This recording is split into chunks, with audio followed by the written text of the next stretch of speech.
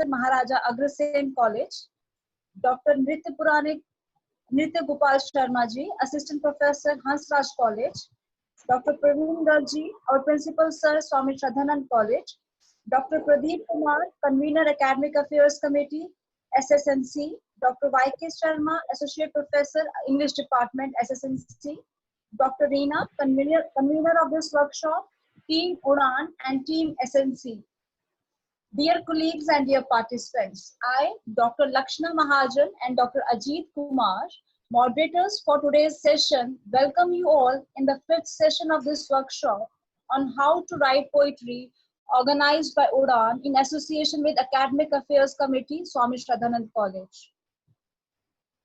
I would like to hand over stage to Dr. Ajit to introduce our eminent guest for today, Dr. Alok Puranik ji, first of all, and Dr. Ajit ji will be carrying out the session forward. Thank you, Ajit ji. Please take over. धन्यवाद doctor Lakshman Mahajan ji.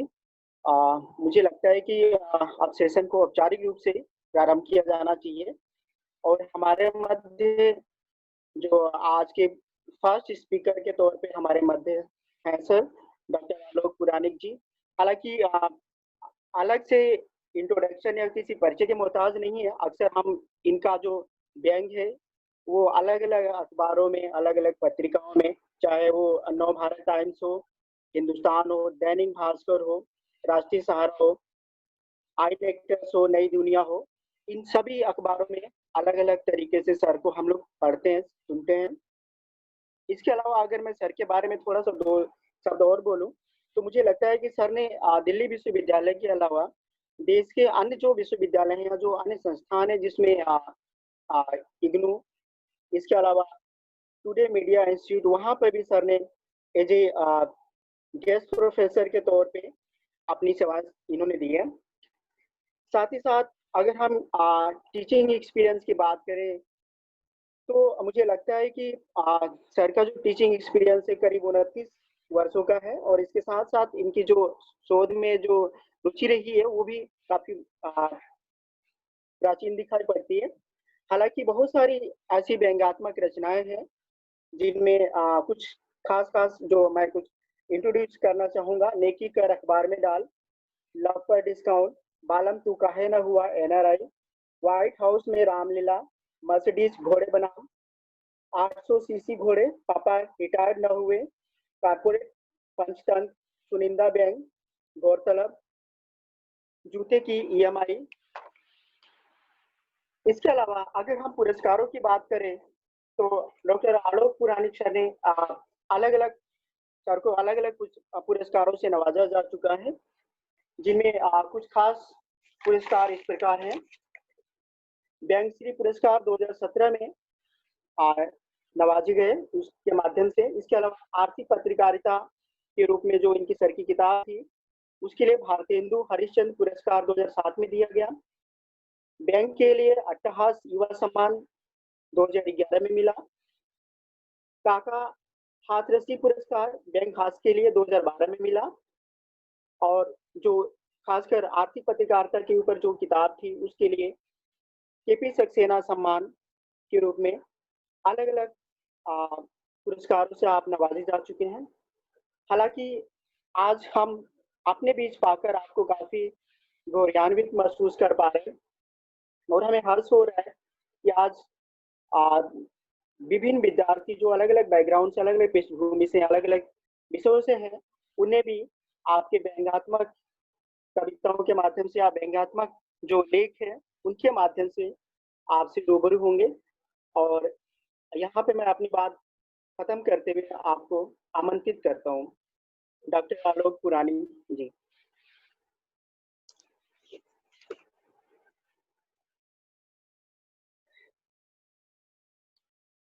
Doctor आलोक पुरानी sir, अगर आप जी, मेरी आवाज आप तक आ रही है? जी जी जी। अजीत कुमार जी धन्यवाद। आपने बहुत इतनी तारीफ मेरी की कि मैं डर गया, मुझे लगा कि मैं मर गया हूँ। श्रद्धांजलि में आमतौर पर बड़ी अच्छी अच्छी बातें कही जाती हैं कि वो हमारे बीच नहीं रहे, बहुत बढ़िया आदमी थे। इतना आपने तारीफ से नवाजा। खैर अच्छा लगा कि और मुझे बहुत अच्छा लगा कि आपने ये जिक्र किया कि आपने मुझे अखबारों में पढ़ा है। एक लेखक को, एक पत्रकार को अगर ये बताया जाए कि उसे कहीं पढ़ा गया है तो उसको लगता है कि जो वो लिख पढ़ रहा है कहीं ना कहीं वो पहुंच रहा है। जी सारे छात्र छात्राओं को जो मेरे साथ यहाँ उपस्थित हैं उन सबको मैं स्वागत करता हूँ। And I welcome all boys and girls who are present with me and talk presentation shall be bilingual, Hindi और अंग्रेजी दोनों में रहेगा। और अगर कोई क्वेश्चन आंसर सेशन में किसी को जिस भाषा में सवाल पूछना हो मैं कोशिश करूंगा उनकी बात का मैं जवाब दे पाऊँ। The topic that we have made today is satire in poetry, कविता में व्यंग। आज जब हम ये बात करते हैं कविता में व्यंग तो सवाल ये उठता है कि भाई कविता क्या है और व्यंग क्या है। इस पर थोड़ा सा बात करूंगा, लेकिन बहुत संक्षेप में मैं कहना चाहूंगा व्यंग और सटायर ये जिस कविता में आ जाता है वो कविता अपने आप में थोड़ी सी समय की सीमा के पार चली जाती है। बहुत कविताएं जो हमको याद हैं, बहुत पंक्तियां जो हमको याद हैं, उसमें कहीं ना कहीं एक व्यंग का एलिमेंट है। मैं आगे जिक्र करूंगा निराला जी की एक कविता हम अक्सर याद करते हैं जो उन्होंने गुलाब पर लिखी है। भयंकर व्यंग कविता है। कबीरदास को हम अब तक याद करते हैं, कविता में व्यंग है। कबीरदास को तो मैं व्यक्तिगत तौर पे आदि व्यंगकार मानता हूँ, मैं अपना बुजुर्ग मानता हूँ। जिस काम में मैं हूँ वो आज से करीब 500 साल पहले मेरे जैसों के लिए नींव रख के गए हैं। व्यंग कविता को निखारता है और कविता व्यंग को अनुशासित करती है। व्यंग दरअसल एक बहुत ही आप कह सकते हैं कि अनरेस्ट्रिक्टेड अनडिसिप्लिन्ड किस्म का काम होता है। जब हम लिखने या सोचने बैठते हैं तो आकाश इतना विराट होता है कि कहीं सीमा नहीं बनती, लेकिन कविता अगर हम कर रहे हैं तो कविता की जो अनुशासन है उसमें हम रह के कोई बात कहते हैं तो हमारे एक अनरेस्ट्रिक्टेड अप्रोच में एक डिसिप्लिन आता है और हम क्रिएटिव काम वो कर पाते हैं जो लोगों तक और बेहतर पहुंच पाता है। बहुत संक्षेप में मैं कोशिश करूंगा समझने की और बताने की कि व्यंग है क्या, सटायर है क्या। सटायर ये है, विसंगति ये है कि सटायर का कनेक्शन एक लफ्ज से होता है जिसको हम बोलते हैं विसंगति, कंट्राडिक्शंस हम कह सकते हैं। कंट्राडिक्शंस का बहुत पास का अनुवाद, एग्जैक्ट अनुवाद नहीं है विसंगति, जो संगति नहीं बन रही है। अब साहब विसंगति क्या है? विसंगति यह है कि हम जूम पर मीटिंग कर रहे हैं, जूम की स्थापना में चीन के कारोबारी का हाथ है। अब चीन का कारोबारी इस डर से कि इंडिया में उसका बैन ना हो जाए वो ये कह रहा है साहब हम चीन के नहीं हैं, हम तो अमेरिका के हैं। कारोबार मूल उसका चीन से शुरू होता है, अब वो बताता है कि वो अमेरिकन है क्योंकि उसको इंडिया में धंधा करना है। ये विसंगति है। 100 में से 70 स्मार्टफोन भारत में चाइनीज हैं, चीन के हैं। हम लोग भावना में कहते हैं चीन का विरोध करें, चीन के सामान फेंकें, लेकिन जब मोबाइल खरीदने की बात आती है तो हम देशभक्त पद से इस्तीफा देके कैश भक्त हो जाते हैं क्योंकि चीनी मोबाइल सस्ते में बहुत सारे फीचर देते हैं। ये विसंगति है। आज की तारीख में बड़ी बड़ी चीनी मोबाइल कंपनियां सेल लगाती हैं ऑनलाइन पे, 1 मिनट में सेल खत्म, हजारों फोन बेचे जा चुके हैं। ये इसी देश में है जिस देश में हम रोज नारे सुनते हैं कि साहब चीन को भगाओ, चीन को हटाओ। ये विसंगति है। विसंगति यानी कि जो चीजें संगति में दिखाई ना पड़े। व्यंग्यकार का काम क्या है? विसंगति को हाईलाइट करना, कंट्राडिक्ट करना। मैं लिखता हूं इसको कि हम मूल तो बहुत देशभक्त किस्म के लोग हैं, लेकिन जहां 4 पैसे सस्ते में कोई चीज मिल जाए हम देशभक्त के पद से इस्तीफा देके कैश भक्त हो जाते हैं। हम चीनी फोन खरीदने लग जाते हैं, हम चीनी टेलीविजन सेट खरीदने लग जाते हैं। विजुअल विसंगति क्या है आप समझने की कोशिश करें। ये साहब हैं, ये घड़ी आपको दिखा रहे हैं, घड़ी में टाइम नहीं देख रहे, ये घड़ी आपको दिखा रहे हैं। अब घड़ी तो टाइम देखने के लिए होती है, पर ये घड़ी आपको दिखा रहे हैं। क्या दिखा रहे हैं? ये दिखा रहे हैं मूल इंसानी वृत्ति शो ऑफ करने की कि हम एक्सक्लूसिव हैं, हम खास हैं, हमारी घड़ी खास है, हमारी शर्ट खास है, मेरा चश्मा खास है, ये हमें दिखाना है, मगर ये दिखाते हुए दिखना नहीं है। अगर मैं दिखाते हुए दिख गया तो मेरा पाखंड उजागर हो जाएगा। मैं कॉमर्स पढ़ाता हूं, स्टॉक मार्केट पढ़ाता हूं। एक लड़की मेरी स्टूडेंट चार्टर्ड अकाउंटेंट एक शादी में मुझे मिली, ऊपर से नीचे तक सोना पहने हुए, करीब 2-3 किलो सोना पहने हुई थी। मैंने उसको डांटा।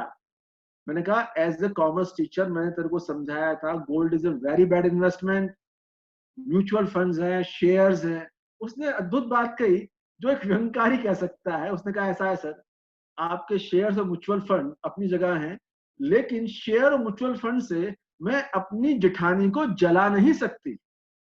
उसको जेलसी कैसे क्रिएट करूं मैं, इसके लिए मुझे सोना चाहिए। तो मैंने कहा मैं आपके देवी हाथ जोड़ता हूं, ये आपने विसंगति अंडरलाइन कर दी कि सोना या ज्वेलरी हम किस लिए पहन रहे हैं, खुद सुंदर दिखे इशू ये नहीं है, उसे देख के जलें। अगर आपके मोबाइल, आपकी कार, आपकी मकान, आपकी ज्वेलरी, आपके बच्चों की डिवीजन, आपकी कोठी का साइज, आपकी विदेश यात्राओं को देखकर कहीं जलन पैदा नहीं हुई तो समझिए कि आपका इन्वेस्टमेंट उन चीजों में बेकार हो गया। ये बात बहुत स्वाभाविक इंसानी वृत्ति होने के नाते हम सब महसूस कर सकते हैं, मगर इसे कभी स्वीकार नहीं करेंगे। एक व्यंगकार का जिम्मा है कि इस विसंगति को सामने लाए और उसको उघाड़ के अंडरलाइन करे। 2 लाख का मोबाइल अगर हमारे सामने होता है तो हम किसी की छाती पर रख देते हैं और उम्मीद करते हैं कि इसके सारे फीचर्स कम से कम 15 मिनट तक पूछ। और अगर 2000 का चाइनीज मोबाइल है तो मैं कोई कॉल रिसीव किसी के सामने नहीं करूंगा, गेट के बाहर जाके कॉल रिसीव करूंगा कि कहीं मेरे फोन से मेरे स्टेटस का जजमेंट कोई ना कर ले। ये व्यंग है। व्यंग का काम है विसंगति पकड़ना और उसे अंडरलाइन करना। इंग्लिश के छात्र छात्रा इसको समझ सकते हैं। Satire is creative portrayal of contradictions. रचनात्मक रेखांकन विसंगतियों का वही व्यंग है, वही व्यंग है। बहुत सिंपल डेफिनेशन, एक प्रैक्टिशनर डेफिनेशन। अब कविता क्या है? कविता के बारे में जो हिंदी के छात्र हैं, हिंदी के अध्यापक हैं, वो जानते हैं।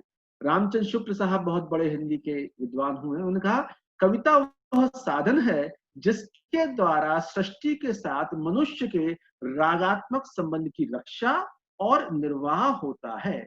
कविता अपने आप में एक क्रिएटिव रिलेशनशिप है एक व्यक्ति का अस्तित्व के साथ। आचार्य रामचंद्र शुक्ल बताते हैं कविता की 3 विशेषताएं होनी चाहिए। कविता मानव एकता की प्रतिष्ठा करने का एक साधन है। 2, कविता में भावों और कल्पना की प्रधानता रहती है। नंबर 3, कविता में कवि की अनुभूति की अभिव्यक्ति रहती है। मोटे तौर पर कविता एक रचनात्मक विधा है, कल्पना की उड़ान है। कवि की अभिव्यक्ति है वो छंद रहित हो सकती है। अब मैं एक उदाहरण आपके सामने पेश करूंगा कि कविता में व्यंग क्या होता है। एक बहुत लंबी कविता है सूर्यकांत त्रिपाठी निराला साहब की। वो तो अनिवार्यतः हिंदी के किसी भी कोर्स में पढ़ाए जाने वाले कवि हैं। उनकी 4 लाइन अद्भुत हैं जो कुकुरमुत्ता कविता से मैंने ली हैं। अबे सुन बे गुलाब, भूल मत जो पाई खुशबू रंग को आब, खून चूसा खाद का तूने अशिष्ट, डाल पर इतराता है कैपिटलिस्ट। अब आप ये देखिए, यहां कविता में अर्थशास्त्र घुसता है। दक्षिणा जी ये अर्थशास्त्र घुस गया कविता में। यानी कि निराला जी ये कह रहे हैं गुलाब को डांट रहे हैं और डपट रहे हैं।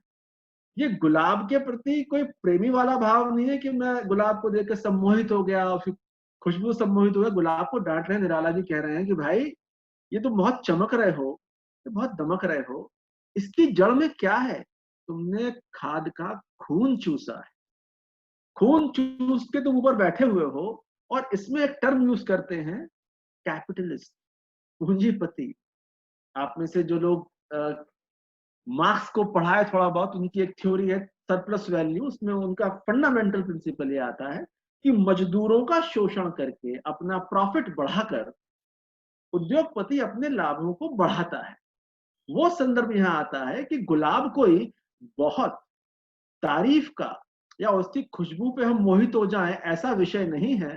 गुलाब की जड़ में क्या है, ये व्यंग है, ये व्यंग है। कंट्राडिक्शंस क्या है कि एक शायर, एक कवि गुलाब से सम्मोहित भी हो सकता है, मगर व्यंग दृष्टि कहती है भाई ये मसला सम्मोहित होने का नहीं, जड़ क्या है इसकी, ये खुशबू, ये रूप, ये सौंदर्य कहाँ से ले रहा है, वो खाद से ले रहा है। वो खाद जो हमें कहीं दिखाई नहीं पड़ती, और वो खाद कहीं ना कहीं अगर सीधी खाद आप कभी देखेंगे सूंघेंगे तो उसमें खुशबू नहीं होती, उसमें बदबू होती। एक खाद अपना सर्वस्व देने के बाद गुलाब को सुंदर बना देती है, उसमें खुशबू ले आती है। ये कंट्राडिक्शन है, लेकिन इसको देखने के लिए निराला जैसी व्यंग दृष्टि चाहिए। 4 लाइन की कविता हमको बताती है कि व्यंग कविता क्या होती है। मैं आपके सामने 4 लाइन और रखता हूँ। अवधि की 4 लाइन है, अद्भुत लाइन है। रमई काका अवधि के बहुत बड़े कवि हुए हैं, बहुत बड़े कवि हुए हैं। हम गयन अमीनाबादे जब कुछ कपड़ा ले बजाजा माँ, माटी के सुगर महरिया असी जह खड़ी रहे दरवाजा माँ। बहुत सिंपल सी अवधि का मतलब ये है कि ये अमीनाबाद लखनऊ के एक कपड़े के बाजार में गए हैं, और हम सब देखते हैं कपड़ों की दुकान के बाहर एक लेडी मिट्टी की खड़ी होती है, जिसको बहुत अच्छी तरह से मेकअप करके दुकानदार रखता है। ये वहां से व्यंग उठाते हैं, वहां से कहते हैं कि उन्होंने उसको मालकिन समझा उस दुकान की, और उससे भाव ताव पूछने लगे, और फिर उन्होंने बताया कि धोखा हुईगा, यानी धोखा हो गया। और फिर पूरी रमई काका कविता अद्भुत लिखते हैं। उसका आखिर में आशय और शब्द ये है कि पूरा बाजार धोखा है, पूरा बाजार धोखा है।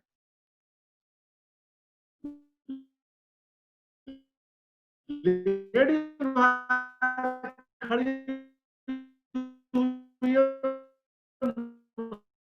मुस्कुराती हुई, वो धोखा है। एक चीज में डाल रही जिसकी जरूरत नहीं, वो धोखा है। बाजार अपने आप में बहुत बड़ा धोखा है। बस और आगे बात करेंगे। विसंगति है, ये विसंगति है। एक बहुत शानदार शायर हुए हैं अकबर इलाहाबादी, उर्दू के बहुत बड़े शायर हैं, इलाहाबाद में जज हुआ करते थे। इनकी अद्भुत 2 लाइनें हैं। कौम के गम में डिनर खाते हैं हुक्काम के साथ, रंज लीडर को बहुत है मगर आराम के साथ। ये विसंगति है। कौम के गम में डिनर खाते हैं हुक्काम के साथ, रंज लीडर को बहुत है मगर आराम के साथ। नेता और ऑफिसर बहुत परेशान है। हम देखते हैं दिल्ली में रोज कोरोना को लेकर रोज कॉन्फ्रेंसेस हो रही हैं। नेता भी परेशान है, अफसर भी परेशान है।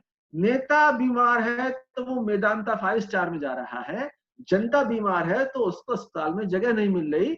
लेकिन चिंताएं किनकी छप रही हैं? चिंताएं छप रही हैं अफसरों और नेताओं की। रंज दुख ही दुख बहुत है मगर आराम के साथ।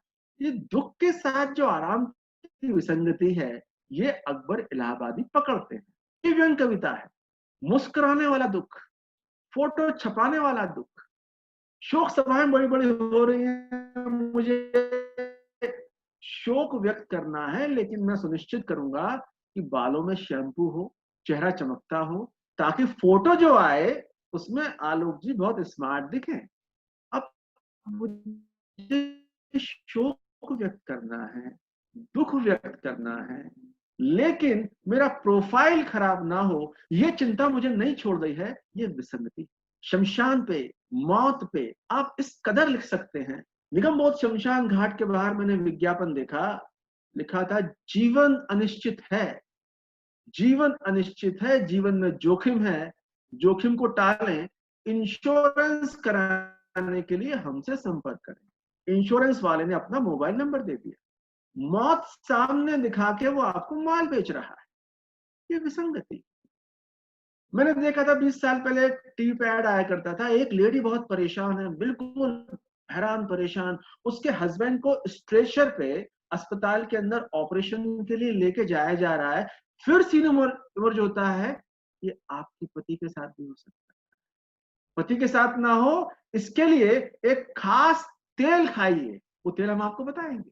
मौत का भय दिखाकर आपको तेल बेच रहे हैं, मौत का भय दिखा के आपको इंश्योरेंस पॉलिसी बेच रहे हैं। व्यंग इसमें ये है, अकबर इलाहाबादी ये अंडरलाइन कर रहे हैं कि भाई ये दुख कैसा है कि दुख में भी खाए जा रहे हैं। कौम के गम में डिनर खाते हैं हुक्काम के साथ, रंज लीडर को बहुत है मगर आराम के साथ। एयर कंडीशन एनवायरनमेंट है, 5 स्टार भोजन है, दुख बहुत है और दुख में हम खाए जा रहे हैं, खाए जा रहे हैं, खाए जा रहे हैं। ये व्यंग है। अकबर इलाहाबादी साहब की 2 लाइन और देखिए। रकीबों ने रपट लिखवाई है जा जा के थाने में, खुदा का नाम लेता है अकबर इस जमाने में। खुदा का नाम यानी बहुत पवित्र कार्य। अब जमाना ये हो गया है पवित्र कार्य करते हुए पकड़ लिए जाएं तो इतना आपराधिक कृत्य है कि आपके रकीब यानी आपके विरोधी इस बात की रिपोर्ट थाने में करा सकते हैं कि साहब ये भला आदमी भगवान का नाम ले रहा है। कहने का आशय यह है कि विसंगतियां व्यंग्यकार का काम है कि वो बहुत खुली आंखों से देखे कि बदमाशियां चल क्या रही हैं हमारे आसपास, कोई क्या है, कोई क्या दिख रहा है, उसे पकड़ना, उसे रेखांकित करना। कबीर दास, मेरी दृष्टि में अगर आप उस कवि का नाम पूछें जो सबसे ताकतवर, सबसे तीखा व्यंग कवि है 500 सालों में, मैं उसका नाम लेता हूं कबीर दास। अद्भुत 2 लाइन सुनवान किया आप। खाने पीने को पैसा हो रे तो जोरू बंदगी करे, एक दिन खाना नहीं मिले तो फिर के जवाब करे। अद्भुत लाइन। कबीर दास से बड़ा अर्थशास्त्री कोई नहीं और कबीर दास से बड़ा गृहस्थ कोई नहीं। कि खाना पीना चकाचक चलता रहे तो आपकी वाइफ भी फिट रहेगी। एक दिन कहीं खाने को लेके अड़चन आ जाए तो 50 आर्ग्यूमेंट्स आ जाएंगे कि जब तुम्हारे पास खाने को पैसा नहीं था तो शादी क्यों की, परिवार क्यों बनाया। एक कड़वी सच्चाई। हम लोग वैवाहिक जीवन समझते हैं 7 फेरों का पवित्र गठबंधन। कबीरदास कह रहे हैं फर्जीवाड़ा है सब, सारा मामला कैश का है भैया, कैश जेब में है, वैवाहिक जीवन बहुत बढ़िया चलेगा। कबीरदास का आशय ये था कि धन ही संबंधों के मूल में है, पत्नी भी सम्मान तभी करेगी जब खाने पीने का पैसा जेब में हो। ये एक बहुत कड़वी सच्चाई है, व्यंग्यकार इसको सामने लाता है। कबीरदास के तो इतने दोहे अद्भुत हैं और लगता है कि इतनी कड़वी बात कह रहे हैं। ये बात मैंने अपनी पत्नी को सुनाई तो मेरी पत्नी में डांटने लगी कि खाली ये थोड़ा ना होता, हम तो बहुत क्लोज 7 जन्मों का रिश्ता है। लेकिन कबीरदास जो कह रहे हैं उसमें दम है। विसंगति को हाईलाइट करना, व्यंग को हाईलाइट करना कविता में। हम तो ये मानते हैं कि साहब 7 जन्मों का पवित्र रिश्ता, लेकिन जो इस रिश्ते के पीछे है, जो नहीं दिख रहा, वो ही कबीरदास जैसे व्यंग्यकार उघाड़ के लाते हैं। 2 लाइन की अद्भुत व्यंग कविता। कंकर पत्थर जोड़ के मस्जिद लई बनाए, ता चढ़ी मुल्ला बांग दे का बहरा हुआ खुदा है। ये अद्भुत कविता। और 500 साल पहले कोई आदमी ये लिखने की हिम्मत कर सकता है, ये कोई आज लिख के दिखा दे। ये व्यंग कविता है। कबीरदास बहुत साफ कह रहे हैं भैया फर्जीवाड़ा बंद करो, ये चीखना चिल्लाना बंद करो। हिंदू अपनी करे बड़ाई, गागर छुवन न दई, वैश्या के पायन तरसोए, ये देखो हिंदू आई। ये व्यंग है भाई, अद्भुत व्यंग है ये। इतनी साफ सफाई कि साहब मेरा आप घड़ा नहीं छुएंगे, मेरा आप गिलास नहीं छुएंगे, मेरी कटोरी नहीं छुएंगे, और वही पंडित जी आपको कहां कहां दिखेंगे, ये कबीरदास बता रहे हैं। तो कहने का मेरा आशय यह है, व्यंग कविता अंततः एक विसंगति को पकड़कर उसे काव्य का फॉर्म देकर आपके सामने रखती है, जिसे पढ़ के हम लगता है कि यार ये बात तो बिल्कुल सही कह रहा है, बात में कोई इसकी गलती नहीं है। रिश्ते पैसों के हैं, रिश्ते अधिकार के हैं, रिश्ते माया के हैं। अक्सर मैं क्लास में इसको डिस्कस करता हूं, पैसा, सोशल रिलेशंस। एक भाई एक बहन का आईपीएस ऑफिसर है, एक भाई एक बहन का प्राइमरी स्कूल का मास्टर है। आईपीएस भाई अपने फ्रेंड, अपनी सिस्टर के हर फंक्शन में 5 लाख रुपए गिफ्ट देता है, मास्टर जी 5,000 नहीं दे पाते। Over a period of time बहन के घर ज्यादा आदर किसको मिलना है? सहोदर होने का, सगे भाई होने का रिश्ता पीछे छूटता जाता है। हर बार भाई 5 लाख रुपए की पोटली के तौर पे घर में एंटर होता है। ये बात कबीरदास कह रहे हैं। यही बात हम जैसे लोग कह रहे हैं कि थोड़ा बहुत मार्केट को पढ़ के, कॉमर्स को पढ़ के समझ में आता है कि हो क्या रहा है। हर 30 सितंबर को एक इंश्योरेंस कंपनी से फोन आता है मेरे पास, जिसमें एक महिला मुझे हैप्पी बर्थडे कहती है। अभी हैप्पी बर्थडे आप मुझे क्यों कह रही हैं? मेरा आपसे लेना नहीं देना नहीं, उन्हें मेरे जन्मदिन से कोई लेना देना नहीं है। वो आगे मुझे बताएंगे। एक बहुत अच्छा प्लान है हमारे पास आलोक जी आपके लिए इंश्योरेंस का, वो आप ले लीजिए। आप हैप्पी बर्थडे सुन रहे हैं, कोई आपको गिफ्ट कर रहा है, कोई आपको विश कर रहा है। उस विश के पीछे एक बहुत बड़ी विश है कि भाई कुछ माल हमारा भी खरीद लो, हमारा माल खरीद लो। सुबह से शाम तक माल बेचा जा रहा है। आप आंख खोल के देख लेंगे तो आपकी समझ में नहीं आता कि हो क्या रहा है।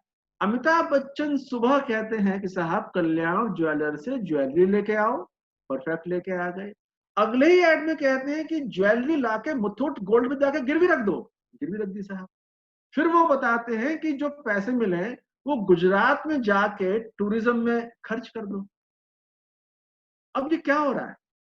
बच्चन साहब सुबह से शाम तक किसी खेत में फल बेच रहे हैं, कोई ब्यूटी क्रीम बेच रहे हैं, कोई इंश्योरेंस बेच रहे हैं।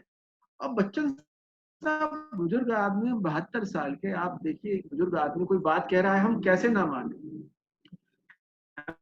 मालिनी वो बता रही है हमको कि साहब फला आरओ सिस्टम है तो बहुत साफ पानी मिल जाएगा। हेमा मालिनी जी एमपी हैं, पार्लियामेंट में है, उनका जिम्मा है कि अपने इलाके में साफ पानी का इंतजाम कराएं। वो ये नहीं करेंगी, वो कहेंगे ये वाला आरओ ले लो, पानी साफ हो जाएगा। ये क्या कर रहे हैं लोग?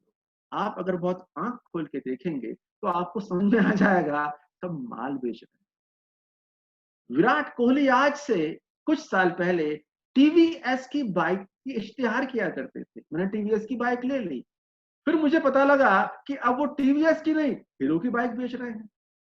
हीरो की बाइक भी आप ले लें, फिर आपको पता लगेगा कि वो तो उबर टैक्सी का इश्तेहार कर रहे हैं।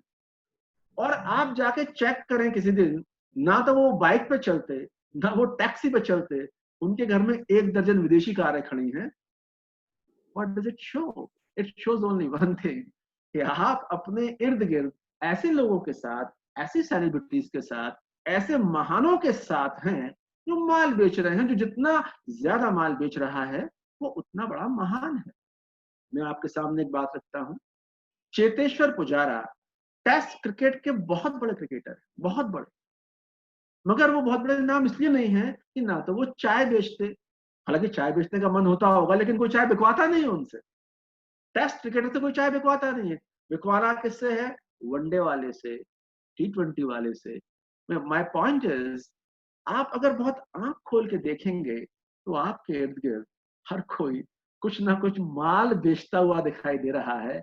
और वो बात कबीरदास 500 साल पहले कह गए हैं कि आंख खोल के देखो भाई, जो बहुत रिश्ते हैं, जो बहुत नाते हैं, बहुत सुंदर प्यार भरे रिश्ते हैं ना, उनके पीछे एक स्वार्थ, एक अर्थ है, एक बाजार है, रिश्तों का बाजार है। और वो बाजार अब आपके मेरे घर तक आ गया, मेरे मोबाइल में आ गया। मेरा मोबाइल पूरा बाजार है, सुबह से शाम तक ऑफर्स ही ऑफर्स बरसते रह सकते हैं। कोई एक स्त्री मेरे जन्मदिन पे चिंतित इसलिए हो जाती है कि उसे अपना एक इंश्योरेंस प्लान बेचना है। तो मित्रों, इन विसंगतियों को पकड़ना है, कंट्राडिक्शंस को पकड़ना है। आपका व्यवहार है उसके पीछे क्या है? व्यंगकार का काम यह है कि जो दिख रहा है उसके पीछे क्या है उसे पकड़ना। ये व्यंगकार की नौकरी, ये व्यंगकार का जिम्मा है। और अगर व्यंगकार ये काम नहीं कर रहा तो वो व्यंगकार का दायित्व नहीं निभा रहा। तो व्यंग 2 लाइन में, क्रिएटिव पोर्ट्रेयल ऑफ कंट्राडिक्शंस, विसंगतियों का, विरोधाभासों का रचनात्मक चित्रण। और कविता क्या? कविता मेरी दृष्टि में एक क्रिएटिव उड़ान है, आप जिस तरह से चाहें ले सकते हैं। व्यंग कविता आप अगर लिखें, जाने और समझें, तो मेरी राय ये है कि हर बड़ी कविता एनालिसिस करें तो उसमें कहीं ना कहीं एक व्यंग का ट्रीटमेंट आपको दिखाई पड़ता है। बहुत कविताएं जो हम याद रखते हैं, मुक्ति बोध साहब की याद रखते हैं, हम याद निराला साहब को करते हैं। ये सब आप देखें बहुत बड़े कवि हैं, व्यंग का स्वर है। रमई काका अवधि के कवि हम याद कर रहे हैं आज उन्हें दिल्ली यूनिवर्सिटी में बैठ के। व्यंग का, व्यंग उस विरोधाभास को दिखाने का नाम है जो मौजूद तो हमारे रहता है, लेकिन हम शर्मा शर्मी में, लिहाज में उसे अंडरलाइन नहीं करते, उसे इंडिकेट नहीं करते। व्यंगकार उसे इंडिकेट कर देता है, व्यंगकार उसे साफ लेके आता है, भैया मामला ये है, ये जो आप मुझसे हैप्पी बर्थडे कर रहे हो, आप माल बेच के जाना चाहते हो। मैं एक और मसला आपके सामने रखता हूं इस व्यंग कविता के जरिए मैं आपको, और एग्जैक्टली व्यंग कविता क्या है और बता पाऊंगा। हम निराला, अशोक निराला हमने बात की, और कबीरदास की बात की, हमने अकबर इलाहाबादी की बात की। अशोक चक्रधर की एक अद्भुत कविता है पुलिस और कविता, सिपाही पर कविता है। ये व्यंग कविता क्या होती है, विसंगतियां क्या होती हैं, क्या दिखता है और क्या होता है। कविता बहुत लंबी है, बहुत संक्षेप में मैं आपको सुनाऊंगा। दरवाजा पीटा किसी ने सवेरे सवेरे, मैं चीखा भाई मेरे, घंटी लगी है बटन दबाओ, मुक्केबाजी का अभ्यास मत दिखाओ। दरवाजा खोला तो सिपाही था, हमारे दिमाग के लिए तबाही था। सुबह सुबह देखी खाकी वर्दी तो लगने लगी सर्दी। मैंने पूछा कैसे पधारे, वो बोला आपको देख लिया है, अब तो रोज आएंगे आपके द्वारे।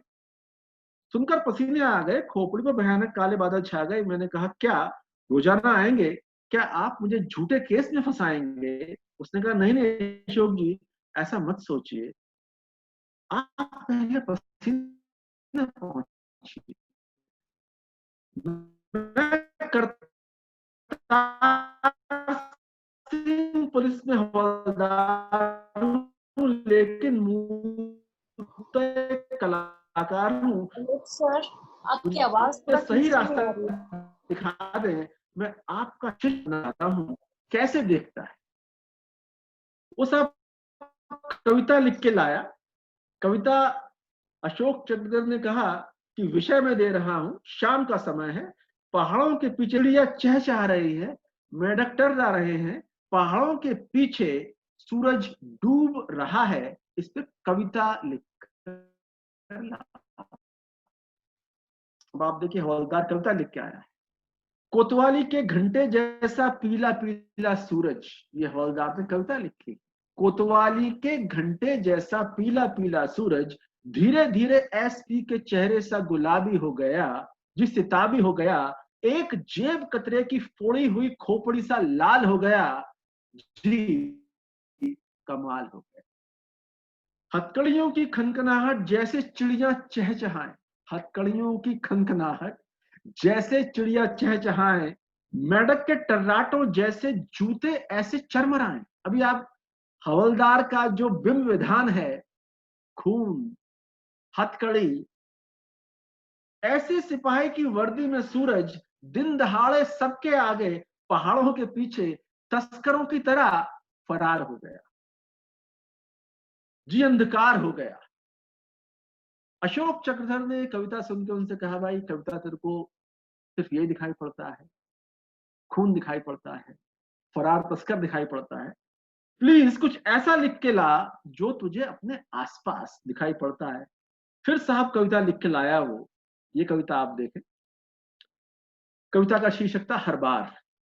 हर बार दमियल माँ की अंग्रेजी दवाई, हर बार आटा दाल गुड़ की महंगाई, हर बार बराबर की तनख्वाह खा जाती है, हर बार मुनिया स्लेट को रोती रह जाती है, हर बार चंपा की धोती रह जाती, हर बार मकान मालिक सिपाही से नहीं डरता है, हर बार राशन वाला इंतजार नहीं करता है, हर बार वर्दी धुलवाना मजबूरी है, हर बार जूते चमकाना मजबूरी है, हर बार मुनिया स्लेट को रोती रह जाती है, हर बार चंपा की धोती रह जाती। अब आप हवलदार की दृष्टि से देखें, वो तस्कर देख रहा था, खून देख रहा था, और अब वो देख रहा है अपने आसपास कि मेरे सिपाही होने का कितना बड़ा भ्रम है। मैं अपने परिवार की न्यूनतम आवश्यकताएं भी अपनी ईमान की आय से पूरी नहीं कर सकता, और कहीं ना कहीं ये मुझे उस बेईमानी की आय की ओर लेके जाती है जिसका जिक्र मैं कर चुका हूं। ये अद्भुत विसंगति वाली कविता है। पुलिस जैसी है वैसी दिखती नहीं है, और जो दिखता है वो पुलिस उसको दिखाती नहीं है। और पुलिस के हवलदार के मन में कहीं व्यंग की संवेदना के सूत्र जग जाएं, तो वो भी वो रियलिटी लाके आपके सामने पेश कर सकता है, जो आपके मेरे जैसे इंसान की एक न्यूनतम रियलिटी। तो व्यंग का काम बहुत सिंपल है और बहुत मुश्किल है। सिंपल ये कि विसंगति तलाशनी है, उसका क्रिएटिव पोर्ट्रेयल करना मुश्किल इसलिए है कि विसंगति को देख पाना बहुत आसान नहीं है। हम इतने पाखंडी और फ्रॉड किस्म के लोग हैं, इतना झूठ जीते हैं, झूठ जीते हैं, झूठ सुनते हैं, झूठ कहते हैं। व्यंग के 4 स्तंभ हैं। पहला अनुभव, अनुभव, अनुभव, अनुभव। बड़ी कार वाले की सोसाइटी में हैसियत क्या है, छोटी कार वाले की सोसाइटी में हैसियत क्या है, ये हम समझेंगे। मैं आपको बताता हूं अनुभव। जब मैं अपनी बुलेट बाइक से कॉलेज में जाता हूं, तो मेरे कॉलेज का चौकीदार मुझे नमस्कार नहीं करता, लेकिन मैं कार में जाता हूं तो कॉलेज का चौकीदार मुझे नमस्कार करता है। मुझे लगता है कि बड़ी कार वाले को 2 बार करता होगा। ये अनुभव अगर आप देखेंगे आपको समझ में आ जाएगा चीजें चल कैसे रही। बड़ा फोन, बड़ी कार, ये पागलपन है किस लिए? ये पागलपन इसलिए है ज्यादा से ज्यादा लोग मुझे नमस्कार करें, ज्यादा से ज्यादा लोग मेरे को माने, आई हैव डन समथिंग। तो पहले आप अपने आसपास अनुभव करें कि लोग किस तरह से बिहेव कर रहे हैं। दूसरा ऑब्जर्वेशन, ऑब्जर्वेशन। शोक सभाओं में जाता हूं, ये कहा जाता है कि 2 मिनट का मौन रखा जाएगा, और 2 मिनट का पूरा मौन हो नहीं पाता। लोगों की निगाह मोबाइल पे इधर उधर और वक्ता की ओर जाती है। भाई कब डिक्लेयर करे, 2 मिनट खत्म हो गए। और आप बहुत सम्मान से आए हैं किसी लेखक की, किसी गुरु की, किसी बड़े आदमी की शोक सभा में। अपने आसपास ऑब्जर्व करें। भारतीय शादियां अद्भुत ऑब्जर्वेशन की जगह है। फूफा जी नाराज हो गए, क्यों? क्योंकि उनको दी जाने वाली शर्ट ठीक वैसी नहीं है जो उनके समकक्ष किसी दूसरे फूफा को दी गई है। सिंपल। एक आम आदमी भारतवर्ष में सम्मानित नहीं होता, अपमानित होता है। सिर्फ ससुराल में ही सम्मान मिलता है, वो भी मजबूरी में। और वहां भी अगर उसको थोड़ा सा लगता हो कि सम्मान में कहीं कमी रह गई है, तो सारे टेंट्रम थ्रो करता है वो। तो बुआ जी, जीजा जी, फूफा जी टाइप जितने आप रिलेशन देखेंगे, they are most hated relations in Indian family, yet they are supposed to be called most respectable। जीजा और दामाद सबसे घृणित और हेटेड रिलेशन है इंडियन फैमिली में, जो नहीं चाहते कि लोग आके, लेकिन वो सबसे सम्मानित है। सारे टेंट्रम थ्रो कर सकते हैं। ये हम ऑब्जर्व करें तो समझ में आता है कि इंसान किस कदर कमीना, नीच और लुच्चा है, और उसे हम क्रिएटिवली लिखें तो व्यंग हो जाता है, व्यंग कविता हो जाता है। थर्ड खंबा, संवेदना, सेंसिटिविटी। हमारे आसपास बहुत कुछ घट रहा है, अगर हम सेंसिटिव तरीके से नहीं पकड़ेंगे तो व्यंग नहीं बनेगा। मैं अगर ये ऑब्जर्व कर रहा हूं कि भाई आप 1 लाख का एप्पल फोन तो मेरी छाती पे लाकर रख के दिखा रहे हैं, 2,000 का चाइनीज फोन आप कहीं कोने पे दिखा रहे हैं, ये हम कह सकते हैं कि अपने आप में संवेदना बहुत जरूरी है। और आखिरी मैं बात खत्म करूंगा, करुणा, ये बहुत जरूरी है व्यंगकार के लिए। व्यंगकार कहाँ खड़ा है, किसके साथ खड़ा है? निराला जी कैपिटलिस्ट के साथ नहीं है, निराला जी उस मजदूर के साथ है जिसका खून चूसा गया है। व्यंग सिर्फ हंसी नहीं है, हंसाना बहुत आसान काम है, मैं आपको अपनी मुख मुद्राओं से हंसा सकता हूँ। व्यंगकार का काम हंसाना नहीं है, व्यंगकार का काम विसंगतियों को रचनात्मक तौर पर रेखांकित करना है। और आपको हंसी आ जाए तो वो अलग बात है, पर मूल उसका उद्देश्य हंसाने का नहीं है। करुणा आपको पक्षधरता की ओर लेके जाती है कि आप खड़े कहाँ हैं, किस तरह खड़े हुए हैं, किसके साथ खड़े हुए हैं। आप कैपिटलिस्ट के साथ हैं, या आप लेबर के साथ हैं, आप शोषण करने वाले के साथ हैं, कि आप शोषित के साथ हैं, वो आपको समझ में आता है। धीमे धीमे आप चीजें देखते हैं। तो कुल मिलाकर ये 4 ऑब्जर्वेशन, 4 खंबे व्यंग के मैं मानता हूं। अनुभव 1, निरीक्षण 2, संवेदना 3, और करुणा 4। ये चारों की चारों जब मिल जाती हैं तो व्यंग हो जाता है, व्यंग कविता हो जाती है। ये चारों अगर हमारे काम में नहीं है तो हम कुछ भी लिख रहे हैं, वो कुछ भी हम कह सकते हैं, मगर वो व्यंग नहीं है। व्यंग की अनिवार्य शर्त है कि संवेदना और करुणा उसमें होना चाहिए। यही फर्क होता है जो कपिल शर्मा और चार्ली चैपलिन के फर्क को साफ बता देता है। चार्ली चैपलिन क्यों चार्ली चैपलिन है, कपिल शर्मा क्यों कपिल शर्मा है। कपिल शर्मा के शो में एक महिला आती है, बुआ जी के तौर पे एक ऐसी स्त्री का चरित्र लेके आते हैं जिसका विवाह नहीं हुआ है और उसको वो हास्य का पात्र बनाते हैं। ये कोई बहुत उच्च स्तर का हास्य नहीं है। एक ऐसी स्त्री जो तमाम वजहों से समाज में तमाम तरह के तानों को झेल रही है, उसको आप मंच पे लाके हास्य का पात्र बना रहे हैं। ये आपको तय करना है कि आपको किसे हास्य का पात्र बनाना है, किसको हंसाना और किसके जरिए हंसाना है। तो जो फर्क चार्ली चैपलिन और कपिल शर्मा में है, कहीं ना कहीं वो फर्क आपको दिखाई पड़ता है अगर आप में संवेदना और करुणा नहीं। बहुत संक्षेप में मैंने कोशिश की अपनी बात रखने की, और मेरा प्रस्ताव है कि हम व्यंग पे वर्कशॉप भी करें तो बहुत सारी चीजें और साफ होंगी। लेकिन व्यंग और कविता क्या है और व्यंग कविता कैसे की जाती है, मैंने अपने प्रैक्टिशनर्स, यानी एक जो मैं साहित्य का विद्यार्थी नहीं हूँ, मैं बार बार बताता हूँ, मैं कॉमर्स का विद्यार्थी हूँ, तो जो मैं आपके साथ शेयर कर रहा हूँ वो एक प्रैक्टिशनर्स पर्सपेक्टिव है। तो वो मैं आपके सामने शेयर की। इस बारे में कोई सवाल जवाब होंगे तो मैं उसका जवाब देने के लिए तैयार हूँ। नमस्कार। आपने मेरी बातों को इतने गौर से और प्रेम से सुना, धन्यवाद। अजीत सर। जी जी, बहुत बहुत धन्यवाद सर आपका। आपने अपनी बातों को इतना बखूबी ढंग से रखा, और मुझे उम्मीद है कि जितने भी हमारे विद्यार्थी हैं, ये हर एक पहलू, जितनी भी आपने बातें रखी, हर एक पहलू को इन्होंने गौर से सुना और अपने आने वाले फ्यूचर में इसका ये प्रैक्टिस करेंगे।